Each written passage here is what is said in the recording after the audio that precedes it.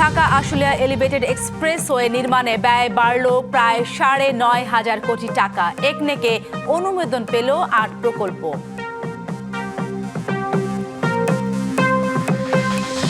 LNG টার্মিনালে ত্রুটিতে gas সরবরাহে বিঘ্ন। বিদ্যুৎ জ্বালানির সব বিতরণ কোম্পানি বেসরকারি খাতে দিতে চায় সরকার।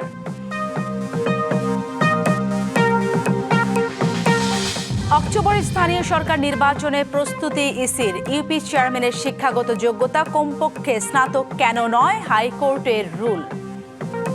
আরও প্রায় ৯,৫০০ কোটি টাকা নির্মাণ ব্যয় বাড়ল ঢাকা আশুলিয়া এলিভেটেড এক্সপ্রেসওয়ে। বুধবার প্রধানমন্ত্রী তারেক রহমানের সভাপতিত্বে অনুষ্ঠিত নতুন অর্থ বছরের প্রথম একনেক সভায় প্রকল্পটির ব্যয় বাড়িয়ে দ্বিতীয় সংশোধনী অনুমোদন দেওয়া হয়।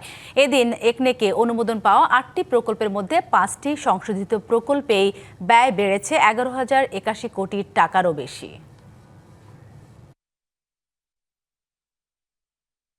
উড়াল সড়ক ধরে ঢাকার আশুলিয়া থেকে যাত্রাবাড়ি পেরিয়ে চিটাগাং রোডে যাওয়ার জন্য একটি প্রকল্প নেওয়া হয় ২০১৭ সালে।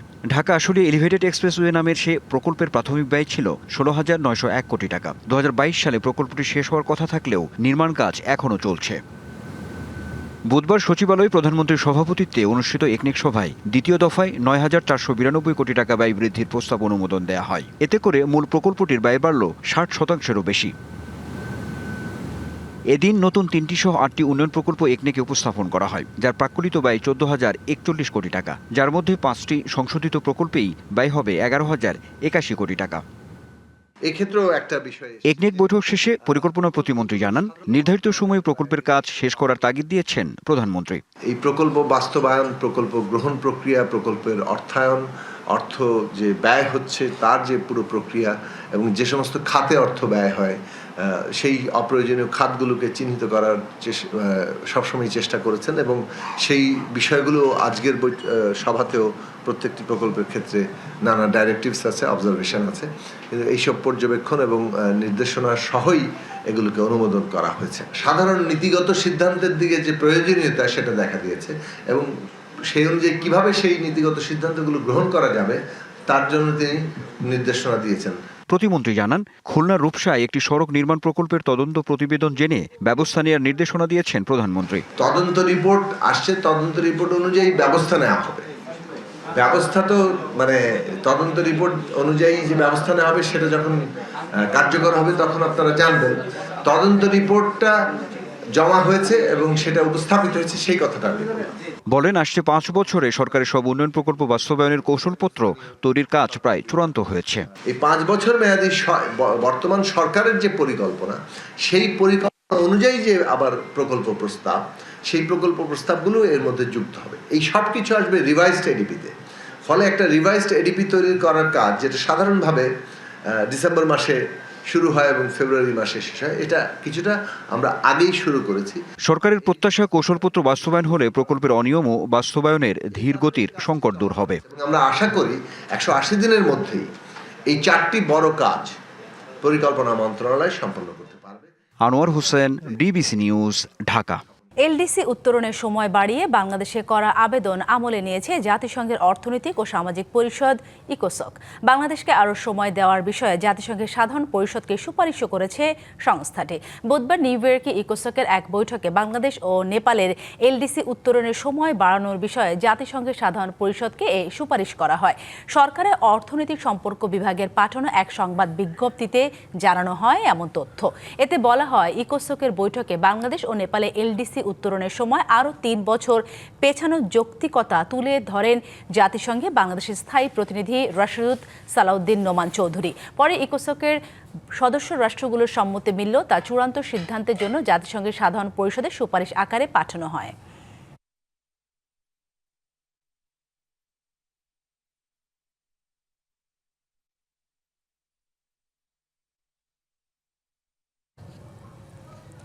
দেশে জ্বালানি তেল এবং প্রাকৃতিক গ্যাসের কোনো সংকট নেই। এ নিয়ে কিছু গণমাধ্যমে যে সংবাদ প্রকাশিত হয়েছে তা সঠিক নয় বলেও জানিয়েছে জ্বালানি ও খনিজ সম্পদ বিভাগ। বুধবার সচিবালয় ব্রিফিংয়ে এ তথ্য জানানো হয়। জ্বালানি ও খনিজ সম্পদ বিভাগের মুখপাত্র মনির হোসেন চৌধুরী জানান, জ্বালানি তেল এই মুহূর্তে মজুত আছে 31 দিনের, অকটেন 36 দিনের, পেট্রোল 25 দিনের মতো মজুত আছে। এই মজুতের পরিমাণ 90 দিনের করার পরিকল্পনা করছে সরকার। তিনি আরও জানান, এলএনজি টার্মিনালের ত্রুটির কারণে গ্যাস সরবরাহের সমস্যা হচ্ছে। 2-1 দিনের মধ্যে গ্যাস সরবরাহ স্বাভাবিক হবে। আমরা লক্ষ্য করেছি কিছু নিউজ হয়েছে, আমাদের জ্বালানি তেলের কোনো রকম সংকট আমাদের কাছে এই মুহূর্তে নেই। কিছুটা আপনারা লক্ষ্য করেছেন যে ইয়েগুলোতে সিএনজি স্টেশনগুলোতে একটু লাইন আছে। ন্যাচারাল গ্যাসের ক্ষেত্রে শুধুমাত্র এই সাময়িক সংকটটা হয়েছে আমার এফএসআরইউতে ত্রুটি দেখা দেওয়ায়। সেটা আশা করছি আমরা যে ইনশাল্লাহ খুব অল্প সময়ের মধ্যে আমরা মেরামত কার্য সম্পাদন করে আবার আমরা আগের অবস্থায় ফিরে আসতে পারবো। এলএনজি সরবরাহে বিঘ্ন ঘটায় রাজধানীর বিভিন্ন সিএনজি ফিলিং স্টেশনে দেখা দিয়েছে গ্যাস সংকট। এ বিষয়ে জানাতে যোগ দিচ্ছেন সহকর্মী পার্থ সাহা। পার্থ, আপনি এই মুহূর্তে মহাখালী ফিলিং স্টেশনে আছেন। এলএনজির সরবরাহের বিঘ্ন কেন দেখা যাচ্ছে? কারণ জ্বালানি মন্ত্রণালয় থেকে বলা হচ্ছে যে প্রাকৃতিক তেল বা গ্যাসের কোনো সংকট নেই, কিন্তু বাস্তব চিত্র আপনি ফিলিং স্টেশন ঘুরে কেমন দেখতে পাচ্ছেন? বাস্তব চিত্র যদি বলি, আমি মহাখালী যে স্টেশনটিতে বর্তমান অবস্থান করছি, এখানে কিন্তু দীর্ঘ সিএনজি এবং গ্যাস চালিত যে যানবাহনগুলো রয়েছে তার দীর্ঘ সারি কিন্তু আসলে লক্ষ্য করা যাচ্ছে। মূলত অনেকে বলছেন 6 থেকে 8 ঘন্টা অপেক্ষা করার পরেও তাদের যে চাহিদা অনুযায়ী যেই গ্যাস সেটি কিন্তু কর্তৃপক্ষ সরবরাহ করতে অনেকটাই ব্যর্থ হচ্ছেন। কর্তৃপক্ষের সঙ্গে আসলে আমরা কথা বলেছি, তারা বলছেন গ্যাসের যে একটা নির্দিষ্ট চাপ থাকে, সেই চাপের যে ব্যাপারটা সেটি কিন্তু আসলে বলছেন যে চাপ কম থাকায় জাতীয় গ্রেডে চাপ কম, এই কারণেই কিন্তু আসলে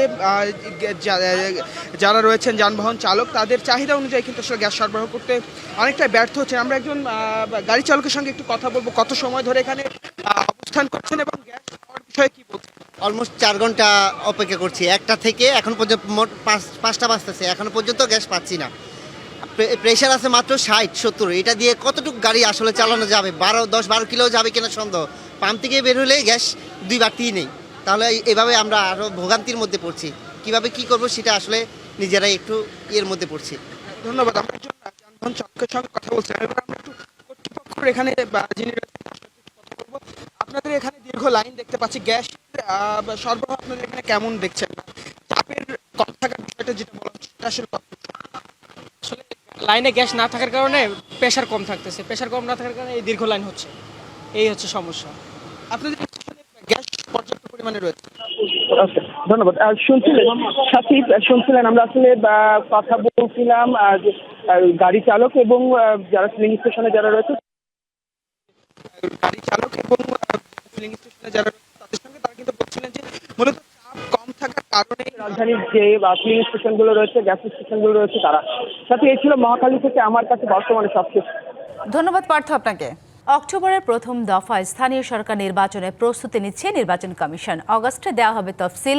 বুধবার এক ব্রিফিংয়ে এ কথা জানান কমিশনার আনোয়ারুল ইসলাম সরকার। বলেন, আগের নির্বাচনগুলো যেভাবে বিভিন্ন ধাপে করা হয়েছে এবারও সেভাবেই ধাপগুলো সাজানো হবে। তবে যেসব জায়গায় জনপ্রতিনিধি নিয়োগের মেয়াদ শেষ হয়েছে সেগুলো প্রাধান্য পাবে। স্থানীয় সরকার নির্বাচনকে সামনে রেখে আইন সংশোধনের সুপারিশ তৈরির কাজ হাতে নেওয়া হয়েছে বলেও জানান তিনি। প্রার্থীদের শিক্ষাগত যোগ্যতা নিয়ে হাইকোর্টের রুলের বিষয়ে বলেন, বিদ্যমান আইন ও পার্শ্ববর্তী দেশগুলো কি করেছে সেগুলো বিবেচনায় সিদ্ধান্ত নেবে ইসি।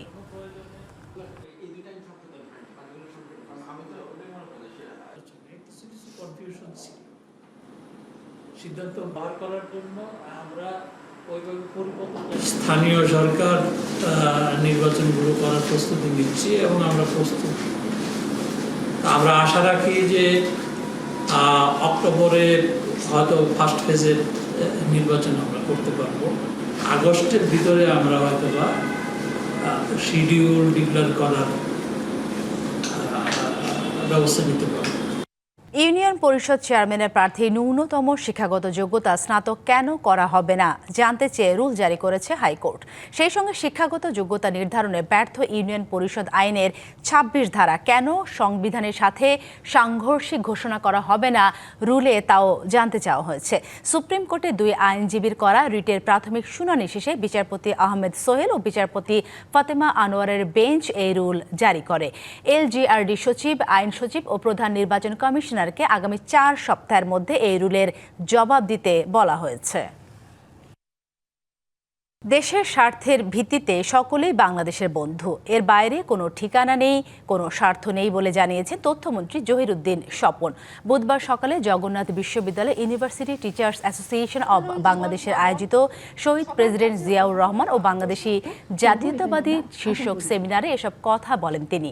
তিনি আরও জানান, বাংলাদেশি জাতীয়তাবাদ ধারণ করলে ভৌগোলিক অখণ্ডতা নিশ্চিত করা সম্ভব। এ লক্ষ্যকে সামনে রেখে এগিয়ে যাচ্ছে সরকার। সব ধর্ম, ভাষা, গোত্রকে একত্রিত রেখেই বাংলাদেশি জাতীয়তাবাদ এর দর্শন বলেও জানান তথ্যমন্ত্রী। সম্মানিত প্রো ভাইস চ্যান্সেলর অধ্যাপক প্রথমেও বাংলাদেশ, শেষেও বাংলাদেশ, সকলে আমাদের বন্ধু, কিন্তু বন্ধুত্ব চর্চা করব বাংলাদেশের স্বার্থের ভিত্তিতে। তার বাইরে আমাদের কোনো ঠিকানা নাই, আমাদের কোনো স্বার্থ নাই। এই দর্শনের আলোকেই কিন্তু গোটা জাতির মধ্যে এই সম্মিলিত, ঐক্যবদ্ধ, সর্বজন গ্রহীত একটি মনোজগৎ আমরা তৈরি করতে পেরেছি। বাংলাদেশের সংস্কার ব্যবস্থাকে জোরালোভাবে সমর্থন করে যুক্তরাষ্ট্র। তবে রাজনৈতিক দলগুলোর মধ্যে আলোচনার মাধ্যমে সেটি বাস্তবায়নের আহ্বান ওয়াশিংটনের। নিয়মিত কর্মসূচি হিসেবে রাজনৈতিক দলগুলোর সাথে মত বিনিময় কর্মসূচি হিসেবে এনসিপি নেতাদের সাথে বৈঠকে এই আহ্বান জানান ঢাকায় নিযুক্ত মার্কিন রাষ্ট্রদূত ব্রেন্ট টি ক্রিস্টেনসেন। দলটির নিজস্ব কার্যালয়ে মার্কিন দূতাবাসের ৩ প্রতিনিধির সাথে বৈঠকের পর গণমাধ্যমে বিষয়টি নিশ্চিত করেন দলের মুখপাত্র আসিফ মাহমুদ সজীব ভুঁইয়া। জানান, মার্কিন বাণিজ্য চুক্তি নিয়ে প্রতিনিধি দলের সাথে আলোচনা হয়েছে।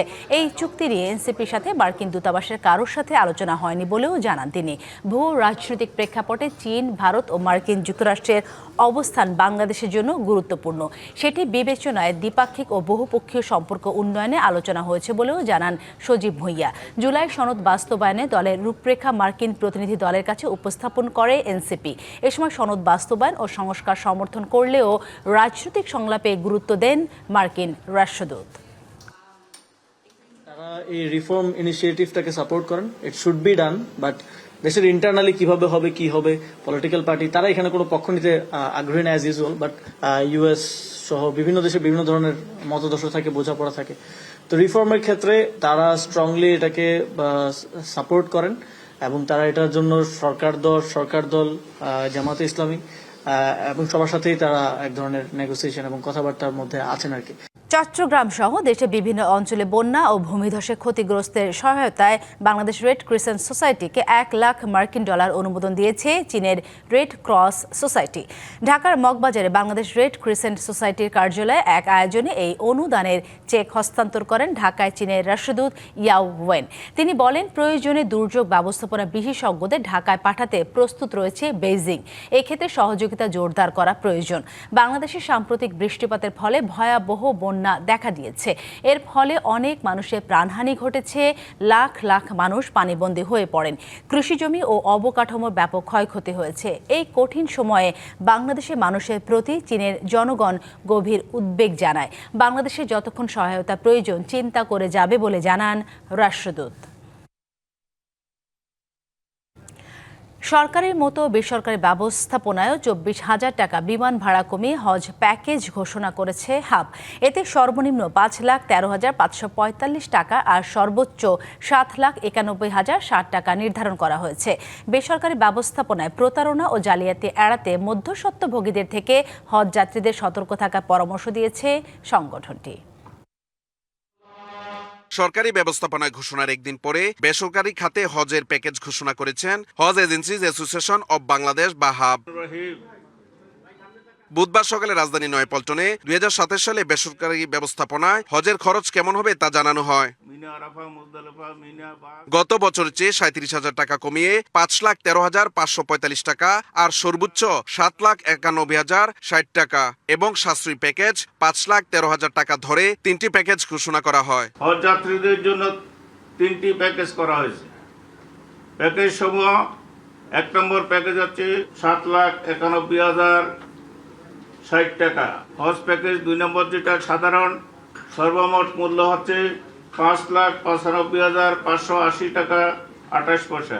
মধ্যস্বত্বভোগী ও দালালের সাথে কোনো রকম আর্থিক লেনদেন না করার পরামর্শ দিয়েছে হাবের নেতারা। ইতিপূর্বে হজ প্যাকেজের অর্থ পরিশোধের জন্য প্রথমে প্রাক নিবন্ধন বাবদ 30,000 টাকা পরিশোধ করা হতো এবং নিবন্ধনের সময় ই হজ সিস্টেমে বাউচার তৈরি করে 3,50,000 টাকা পরিশোধ করা হতো। এই বছর প্যাকেজের সমুদয় মূল্য ই হজে বাউচার তৈরির মাধ্যমে 3 ধাপে পরিশোধ করতে হবে, নতুবা হজযাত্রী চূড়ান্ত নিবন্ধন থেকে বঞ্চিত হবেন। সংবাদ সম্মেলনে আরো জানানো হয় 2027 সালে হজের নিবন্ধন 24শে সেপ্টেম্বর মধ্যে শেষ হবে। হজ ফ্লাইট শুরু হবে আগামী বছরের 8 এপ্রিল। চাঁদ দেখা সাপেক্ষে 15ই মে পবিত্র হজ অনুষ্ঠিত হবে। Mahmudul Hasan Nazim, DBC news, Dhaka. রাজধানীর কামরাঙ্গীচরে চাঞ্চল্যকর ডাকাতির ঘটনায় 4 জনকে গ্রেপ্তার করেছে কামরাঙ্গীচর থানা পুলিশ। গ্রেপ্তারকৃতদের কাছ থেকে লুণ্ঠিত টাকা ও স্বর্ণালংকারের একটি অংশ উদ্ধার করা হয়েছে বলে জানায় পুলিশ। বুধবার সকালে ডিএমপির মিডিয়া সেন্টারে সংবাদ সম্মেলনে পুলিশ জানায়, গত 18 জুলাই কামরাঙ্গীরচর এলাকায় একটি বাসায় ডাকাতির ঘটনা তদন্তে নেমে প্রথমে সজীব নামে একজনকে গ্রেপ্তার করা হয়। পরে তার দেওয়া তথ্যের ভিত্তিতে মূল পরিকল্পনাকারী গৃহবধূ জেসমিন সহ আরও 3 জনকে আটক করে পুলিশ। পুলিশের দাবি, জেসমিন ওই ভবনের 7ম তলার বাসিন্দা হওয়ায় ভবনটিতে তার নিয়মিত যাতায়াত ও পরিচিতি ছিল। সেই সুযোগ কাজে লাগিয়ে তিনি ডাকাতির পরিকল্পনা করেন, ডাকাত দলের সঙ্গে যোগাযোগ করেন এবং তাদের ভবনে প্রবেশ ও বের হয়ে যেতে সহায়তা করেন। এমনকি ঘটনার পর সন্দেহ এড়াতে ভুক্তভোগীদের সান্ত্বনাও দেন বলে জানায় পুলিশ। অভিযানে গ্রেপ্তারকৃতদের কাছ থেকে নগদ 2,20,000 টাকা এবং লুণ্ঠিত স্বর্ণালংকারের একটি অংশ উদ্ধার করা হয়েছে। পুলিশের তথ্য অনুযায়ী এই ঘটনায় মোট 8 জন জড়িত। তারই প্রেক্ষিতে গত রাত এই ঘটনার মূল হোতা এবং মূল পরিকল্পনাকারী একই ভবনে 7ম তলায় বসবাসরত জিয়াসমিন ওরফে ইয়াসমিন নামে এক গৃহবধূ। এই চাঞ্চল্যকর ডাকাতির ঘটনা তদন্ত করতে গিয়ে আমরা দেখলাম পুরো ডাকাতির পরিকল্পনা, বাস্তবায়ন এবং ডাকাতি শেষ হওয়ার পর পর্যন্ত একক নেতৃত্ব সে দিয়েছে। নৈতিক স্থলনের অভিযোগ প্রমাণিত হওয়ায় সাতক্ষীরা 4 আসনের সংসদ সদস্য জামায়াত নেতা গাজী নজরুলকে বহিষ্কার করেছে দল। এর আগে তরুণী সহ আটকের ভিডিও ভাইরালের ঘটনায় গাজী নজরুলের বহিষ্কার সহ শাস্তির দাবিতে প্রতিবাদ সমাবেশ হয়। বেলা 11টায় সাতক্ষীরার শ্যামনগরে সচেতন নাগরিক সমাজের আয়োজনে প্রতিবাদ সভায় বক্তারা বলেন, মুখে ইসলামের কথা বলে ও ধর্মের দোহাই দিয়ে ভোট আদায় করলেও চারিত্রিকভাবে অসৎ গাজী নজরুল ইসলাম। পরে শ্যামনগর প্রেস ক্লাবের সামনে গাজী নজরুল ইসলামের কুশপুত্তলিকা দাহ করে সাধারণ মানুষ।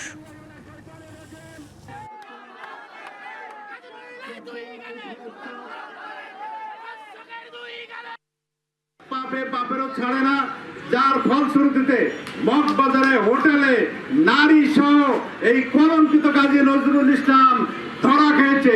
অনৈতিক কাজ করছে, এটা আমি মনে করি টোটাল শ্যামনগরকে কলঙ্কিত করছে।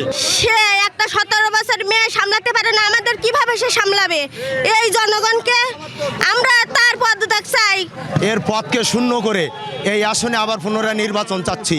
সৌদি আরবের সঙ্গে পরমাণু চুক্তির অনুমোদন দিয়েছেন ডোনাল্ড ট্রাম্প। চুক্তিটি কার্যকর হলে সৌদির পরমাণু শক্তি এবং বেসামরিক পরমাণু কর্মসূচিতে মার্কিন কোম্পানিগুলোর বিনিয়োগের দুয়ার উন্মুক্ত হবে। চুক্তির শর্ত অনুসারে সৌদি আরব বেসামরিক খাতে পরমাণু শক্তির ব্যবহার করতে পারবে এবং 30 বছর পর্যন্ত যুক্তরাষ্ট্র সৌদিকে প্রযুক্তি ও উপকরণ সরবরাহ করবে এবং পরামর্শ সহায়তা দেবে। বিনিময়ে যুক্তরাষ্ট্রকে সৌদি আরব কয়েক হাজার কোটি ডলার দেবে।